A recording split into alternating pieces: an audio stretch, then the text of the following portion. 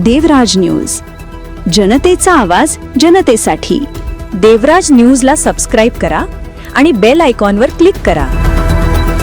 दिंडोरी तालुक्यातील खोरीपाडा येथील आदर्श शेतकरी सम्राट राऊत यांच्यासाठी आजचा दिवस अविस्मरणीय ठरला। राज्यपाल आचार्य देवव्रत यांनी राऊत यांच्या शेताला अचानक भेट देत तिफनवर ज्वारीची पेरणी केली। या कृतीतून त्यांनी शेती व शेतकऱ्यांविषयी असलेली आपली आत्मीयता अधोरेखित केली। राज्यपालांनी यावेळी परिसरातील शेतकऱ्यांशी संवाद साधत नैसर्गिक शेतीकडे वळण्याचे आवाहन केले।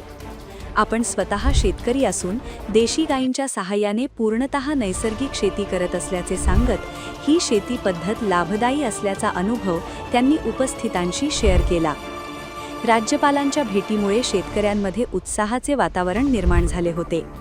या भेटीदरम्यान राऊत कुटुंबियांनी नैसर्गिक शेतीतून पिकवलेल्या वस्तूंची अनोखी भेट देत राज्यपालांचा सत्कार केला।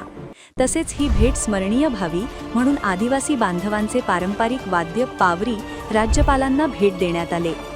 राज्यपालांनी जनावरांच्या गोठ्याची पाहणी केली, शेताच्या बांधावर वृक्षारोपण केले, तसेच पशुसंवर्धन विभागाने उभारलेल्या स्टॉललाही भेट दिली।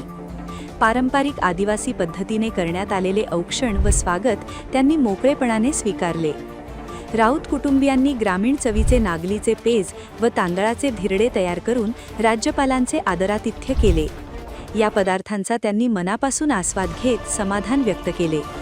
कुटुंबातील सदस्यांची प्रेमाने विचारपूस करत त्यांनी कौटुंबिक स्नेहाचा परिचय दिला।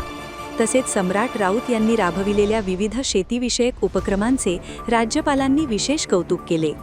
यावेळी खासदार भास्कर भगरे, विभागीय आयुक्त डॉक्टर प्रवीण गेडाम, राज्यपालांचे सचिव प्रशांत नारणवरे, जिल्हाधिकारी आयुष प्रसाद, जिल्हा परिषदेचे मुख्य कार्यकारी अधिकारी ओमकार पवार, जिल्हा अधीक्षक कृषी अधिकारी रवींद्र माने, दीपक झिरवाळ यांच्यासह अनेक अधिकारी, शेतकरी व ग्रामस्थ मोठ्या संख्येने उपस्थित होते।